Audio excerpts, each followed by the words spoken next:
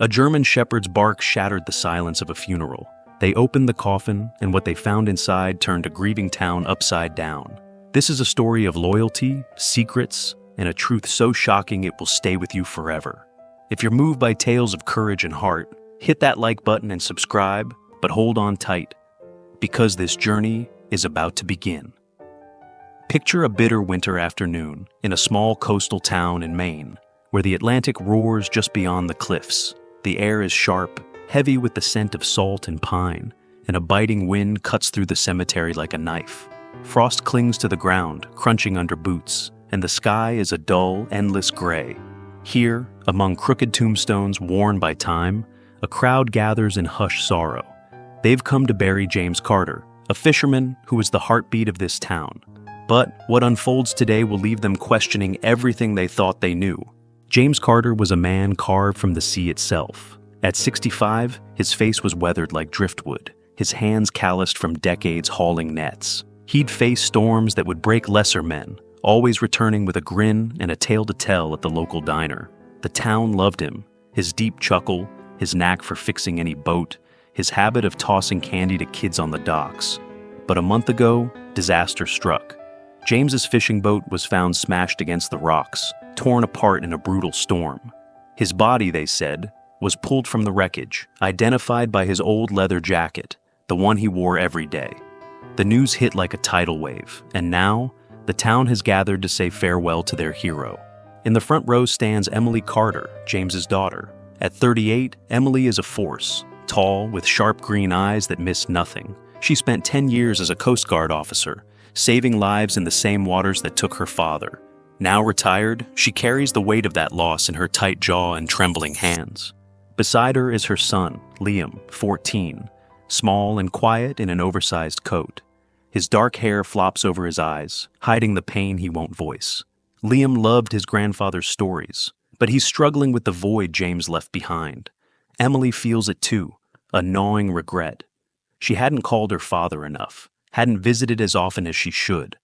The guilt is a knot in her chest. At their side sits Kaiser, their German shepherd, his black and tan coat ruffled by the wind. 6 years old, Kaiser is no ordinary dog. He was Emily's partner in the Coast Guard, trained to sniff out survivors in wrecks and guide teams through blinding fog. His nose saved dozens of lives, and James was his biggest fan, always slipping him scraps of smoked salmon. Today, Kaiser's deep brown eyes are locked on the oak coffin, his body tense.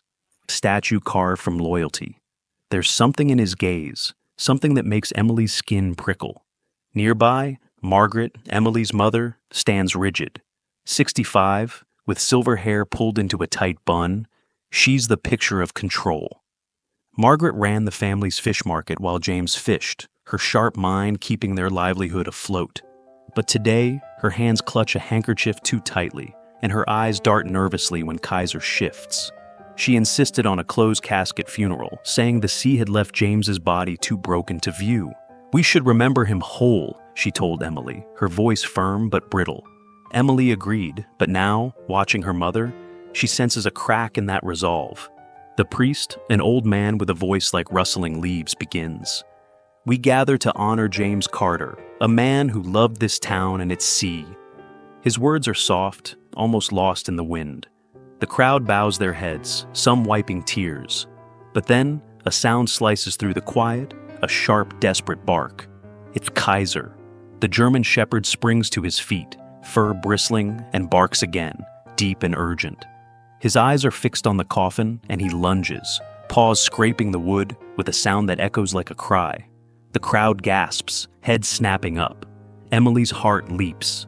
"Kaiser, calm down," she calls, stepping forward, her boots crunching on frost. She grabs his collar, but Kaiser pulls free, his nails gouging the coffin's polished surface. The scratches are loud, raw, like he's clawing at a truth no one sees. Liam's voice trembles. "Mom, what's he doing?" The crowd buzzes, some back away, others whisper. "He's lost it," a dock worker mutters. "Dogs can't handle grief." Margaret's face tightens, her voice cutting through the chaos. "Emily, stop that dog. This is your father's funeral." But Emily freezes. She knows Kaiser. He's not a pet who barks at shadows. He once found a sailor trapped in a sunken hull when all hope was gone. His instincts are razor sharp. She kneels beside him, her hand on his shaking flank. "What's wrong, boy?" she murmurs. Kaiser's eyes meet hers, and it's like he's pleading, his gaze flicking to Margaret, then back to the coffin. The priest falters, his prayer trailing off. Sheriff Tom, a broad man with a graying beard, steps up. "Emily, we need to keep this respectful," he says, his tone gentle but firm. "James was a good man." Liam, usually so quiet, speaks up, his voice cracking. "Mom, Kaiser's never wrong. Remember the wreck off Cutler? He saved that guy." Emily nods, her mind flashing to that night. Kaiser's nose leading them through a storm to a man half dead but alive. Margaret's voice rises, sharp and desperate. "This is absurd. He's just a dog, Emily. Don't disrespect your father." But Emily's stomach twists. She remembers her father's last call, a month ago, his voice low and tense. "Trouble's brewing at the docks," he'd said. She'd been distracted, brushing it off. Now that memory burns. "Liam's right," Emily says, standing. Her voice is steady, but her heart races. "Kaiser's telling us something. I want the coffin opened." The crowd murmurs, shocked. Margaret's face drains of color. "Emily, no!" she cries, her voice breaking. "You can't!" But Emily's eyes lock on Sheriff Tom. "Please, I need to know." Tom rubs his jaw, glancing at the coffin, then at Kaiser, who's still pawing frantically. "This ain't normal," he mutters. "The body, it's been through the ringer. It'll be rough." Emily swallows, her throat tight. "I have to see." The sheriff nods reluctantly, signaling two cemetery workers. They approach, faces grim, and grip the coffin's lid. Kaiser grows still, his eyes burning with focus. The wind howls, carrying the crowd's tense whispers. As the lid creaks open, a woman's scream pierces the air. Emily's breath catches, and the world seems to stop. Inside the coffin lies a stranger, a man no one knows, his face scarred, his clothes not James's. Kaiser whines softly, sitting back, his tail brushing the frost. It's as if he's saying, "I knew it." Emily stares, her pulse roaring in her ears. Liam grabs her arm, his voice a whisper. "Mom, if that's not Grandpa, where is he?" Margaret stumbles, clutching her chest, her eyes wide with something like fear. The crowd explodes, shouts, gasps, questions. Sheriff Tom barks into his radio, calling for backup. Emily's mind reels. Her father isn't dead. But who is this man in his coffin, and what is her mother hiding? The cemetery is a whirlwind of shock and confusion. The coffin lies open, revealing a stranger's scarred face, not James Carter's. Emily Carter stands frozen, her green eyes wide, as the bitter Maine wind whips her hair. Her son, Liam, clings to her arm, his voice barely a whisper. "Mom, if Grandpa's not in there, where is he?" Kaiser, their German shepherd, sits calmly now, his tail brushing the frost-covered ground, as if his mission to expose the truth is complete. But for Emily, this is just the beginning. A question burns in her heart. Who is this man, and what happened to her father? Sheriff Tom's voice booms over the chaos, calling for order. "Everyone, stay back. We're securing the scene." His deputies push through the crowd, their radios crackling. Emily's mother, Margaret, is a statue of panic, her silver bun unraveling as she grips a nearby tombstone. Her eyes dart from the coffin to Emily, and there's something in them. Guilt, fear, maybe both. Emily's stomach twists. She's seen that look before, on sailors caught in lies during her Coast Guard days. "Mother," she says, stepping closer. "What do you know?" Margaret's lips tremble, but she shakes her head.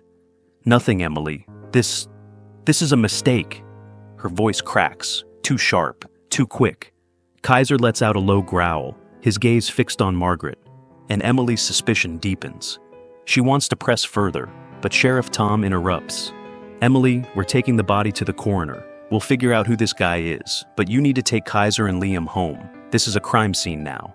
Emily nods, but her mind is racing. A crime scene. Her father's coffin, filled with a stranger. This isn't just a mistake, it's a cover-up. She glances at Liam, his face pale but determined.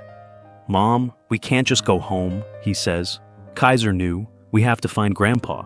Emily's heart swells. Liam's always been quiet, overshadowed by his shyness. But now, She sees her father's stubborn spark in him. "You're right," she says softly. "We'll find him."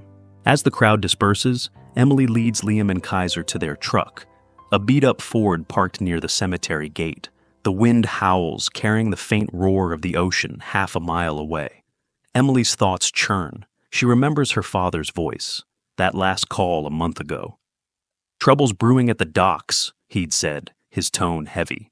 She'd been distracted, juggling Liam's school issues, and hadn't pressed him. Now she curses herself. What trouble? And why is her mother acting so strange? At home, a small clapboard house overlooking the harbor, Emily sits at the kitchen table, a mug of coffee untouched. Liam slumps across from her, petting Kaiser, who lies at his feet. The dog's ears twitch, alert, as if he's waiting for the next clue. Emily pulls out her phone, scrolling through old texts from her father. One catches her eye, sent 2 days before the storm. "Stay safe, Em. Keep an eye on the docks." Her pulse quickens. The docks. That's where they'll start. "Liam," she says, "we're going to the harbor. If Grandpa was in trouble, it started there." Liam's eyes light up, but there's fear in them too. "What if it's dangerous?" he asks. Emily forces a smile. "We've got Kaiser. He'll keep us safe." Kaiser lifts his head, letting out a soft woof as if he understands. For a moment, Emily feels a surge of hope. This dog, her partner through countless rescues, has never let her down. The harbor is a maze of rusted boats and creaking piers, the air thick with the smell of fish and diesel. It's late afternoon, sky darkening as storm clouds roll in. Emily, Liam, and Kaiser walk the docks, the German shepherd's nose low to the ground. Fishermen glance their way, some nodding, others avoiding eye contact. Emily's gut tells her they know something. She stops at her father's usual berth, where his boat, the Salty Dawn, once docked. Now, it's an empty slip. The wreckage hauled away by the Coast Guard. Kaiser suddenly tenses, his ears pricking. He bolts toward a pile of crates near the pier's end, barking sharply. Emily and Liam hurry after him. The dog paws at the frost-dusted boards, his nails scraping.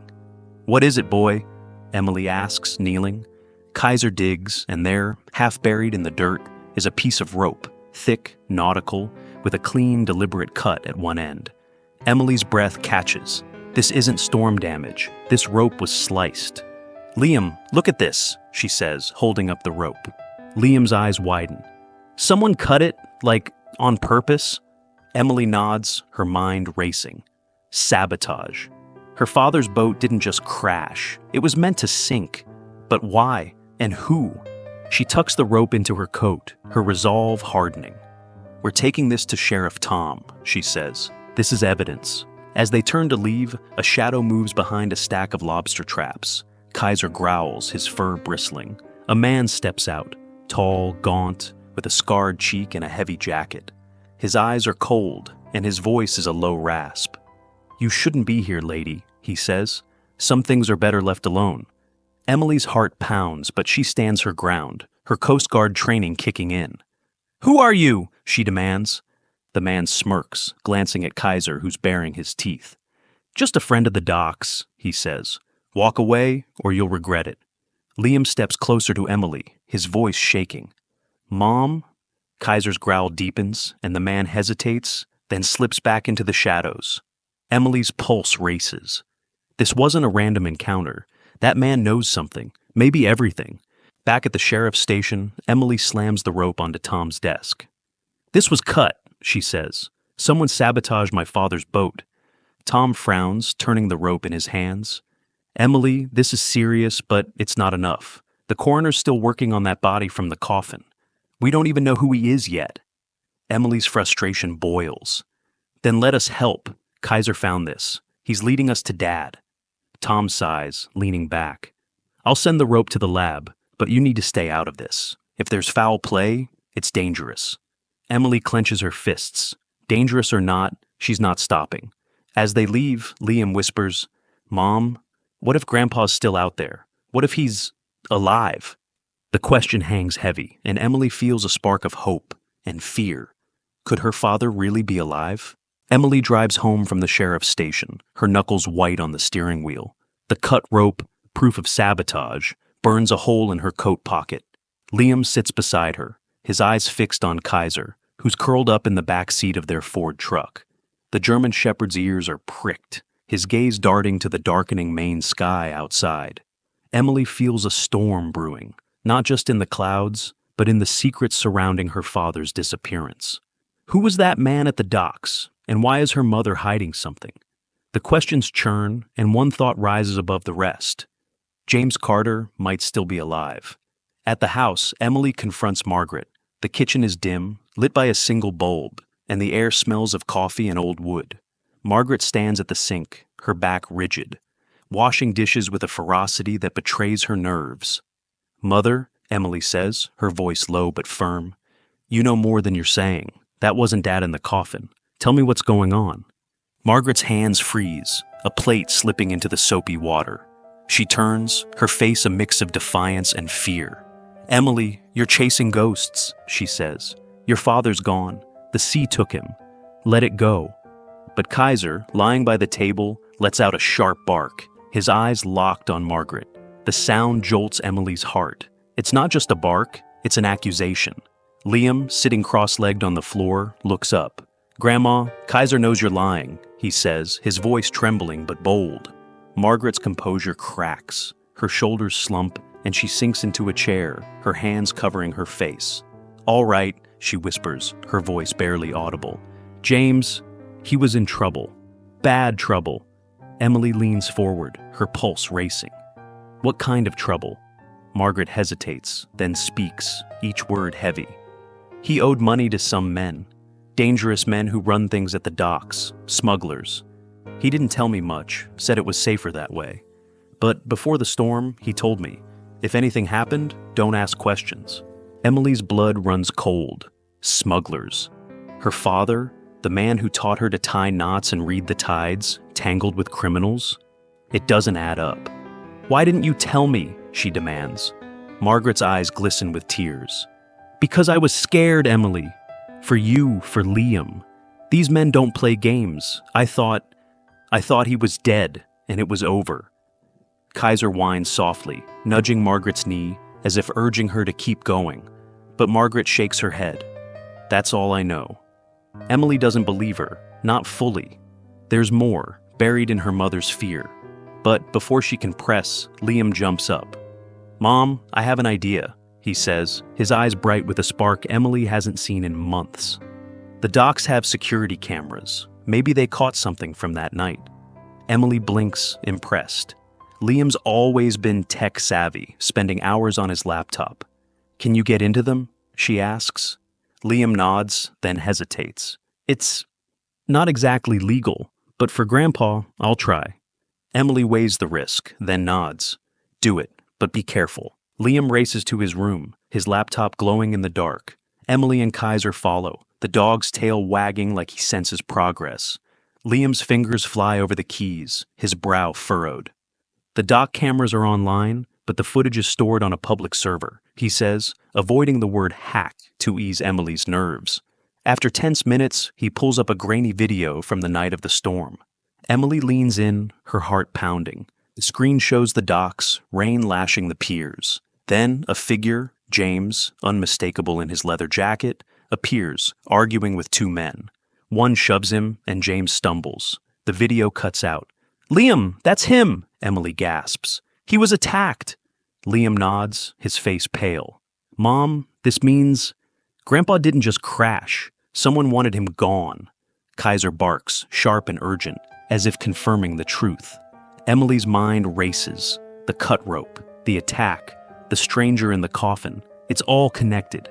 But where is her father now? Is he hiding or worse? Determined, Emily decides to follow Kaiser's instincts. "We're going back to the docks," she says. "There's more to find." Liam protests. "Mom, that guy warned us. It's not safe." But Emily's resolve is iron. "We have Kaiser, and we have each other. We're doing this for Grandpa." Kaiser stands, his eyes gleaming with purpose, and Liam nods, swallowing his fear. They arrive at the docks after midnight, the harbor shrouded in fog. The air is thick with salt and the creak of moored boats. Kaiser leads the way, his nose low, weaving through stacks of crates. Emily and Liam follow, flashlights cutting through the mist. The dog stops at an abandoned warehouse, its windows boarded, its door rusted. Kaiser paws at the ground, whining, and Emily's heart skips. "What is it, boy?" she whispers. Kaiser digs, unearthing a tattered jacket, James's leather jacket, the one they thought he died in. Emily lifts the jacket, her hands shaking. It smells of salt and oil, and there's a faint stain, maybe mud, maybe something worse. Tucked in the pocket is a scrap of paper, scrawled with James's handwriting. I'm sorry, stay away from the warehouse." Emily's breath catches. Her father was here. He's alive, or was. Liam's voice trembles. "Mom, he's warning us. What if he's in there?" Before Emily can answer, Kaiser's head snaps up, his growl low and menacing. Footsteps echo in the fog, heavy, deliberate. A flashlight beam cuts through the mist, and the gaunt man from the dock steps forward, this time with another figure, both holding crowbars. "Told you to walk away," the man sneers.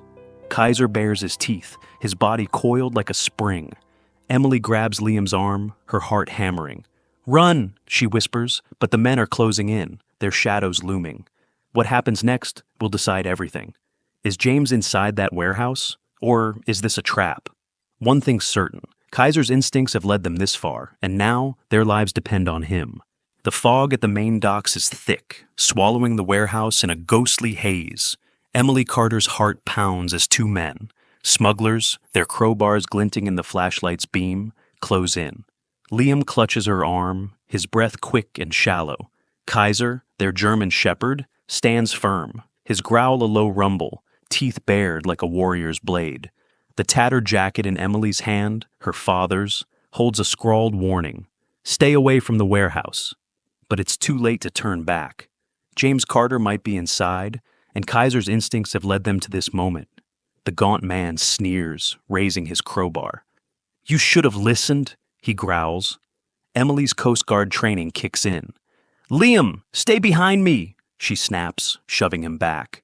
Kaiser lunges, a blur of black and tan fur, and clamps his jaws on the man's arm. The smuggler yelps, dropping the crowbar, which clatters on the frost-slick ground. The second man swings at Kaiser, but Emily tackles him, her shoulder slamming into his chest. They crash into a stack of crates, wood splintering. Liam, wide-eyed, fumbles for his phone, dialing 911 with shaking hands. The fight is chaos, but Kaiser is relentless, dodging blows and snapping at the men's heels. Emily's arm burns from a glancing hit, but she fights on, driven by the thought of her father. Then, a faint sound, a muffled shout, comes from inside the warehouse. "Dad!" Emily gasps, her voice raw. The gaunt man, nursing his bitten arm, snarls, "You're too late!" But Kaiser's ears prick, and he bolts toward the rusted door, barking fiercely. Emily follows, adrenaline surging. Liam, phone still pressed to his ear, yells, "Sheriff's on the way!" Emily kicks the door open, the hinges screaming. Inside, the warehouse is a cavern of shadows, reeking of oil and damp wood. Kaiser races ahead, his nose low, and stops at a locked storage room. His paws scrape the metal door, his barks echoing. Emily grabs a crowbar from the floor and pries the lock, her muscles straining.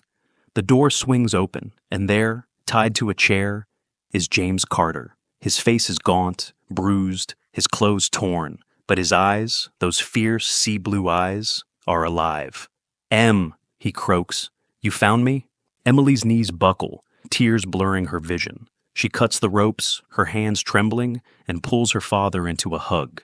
His arms, weak but warm, wrap around her. Liam rushes in, sobbing. "Grandpa!" Kaiser nuzzles James's hand, whining softly, his tail wagging like a flag of victory. But the reunion is cut short. The smugglers, battered but not beaten, stagger into the warehouse, their flashlights slicing through the dark. "You're all dead!" the gaunt man shouts, lunging. Kaiser reacts first, leaping between James and the smuggler, his growl fierce. Emily shields Liam, her heart racing. Then, sirens wail, red and blue lights flashing through the fog. Sheriff Tom and his deputies storm in, guns drawn. "Drop your weapons!" Tom roars. The smugglers freeze, then slump to the ground, hands raised. The danger is over, but Emily's chest aches with the weight of what they've uncovered. As the deputies cuff the men, James explains, his voice hoarse. I found their smuggling operation. Drugs, hidden in fish crates. They wanted me dead, so I staged the wreck, left my jacket on a body from their crew to throw them off. I thought it'd keep you safe. His eyes shift to Margaret, who's arrived with the sheriff, her face pale. Margaret knew, he says softly. She kept quiet to protect you. Margaret steps forward, tears streaming. I was wrong, she whispers. I thought silence would save us, but it tore us apart. Forgive me, Emily. Emily's throat tightens. She sees her mother's fear, her love, and nods, pulling her into a hug. Liam joins, his small frame shaking, and James wraps his arms around them all. Kaiser sits close, his head high, as if guarding their fragile reunion. Weeks later, the town buzzes with the story. James recovers at home, his laugh filling the house again. The smugglers are behind bars, their operation dismantled. Liam, once shy, now talks of joining the Coast Guard, inspired by his mother and Kaiser. Emily feels lighter, her guilt fading as she rebuilds her bond with her father. Kaiser, the hero, gets a medal from the town, his tail wagging as kids cheer. But this story isn't just about a dog's bark or a coffin's secret. It's about trust in those who love us, even when they falter, and in the instincts that guide us home. Kaiser saw what no one else could, and his courage reminds us to listen to the quiet voices in our lives, whether they bark or whisper. Think about your own life. Who's been your Kaiser leading you through the fog? Hold them close, because loyalty like that changes everything. If this story touched your heart, hit that like button and subscribe for more tales of courage and hope. Share your own stories in the comments. Has a pet ever shown you the truth? Let's celebrate the heroes with fur and heart. Until next time, keep listening to the ones who matter most.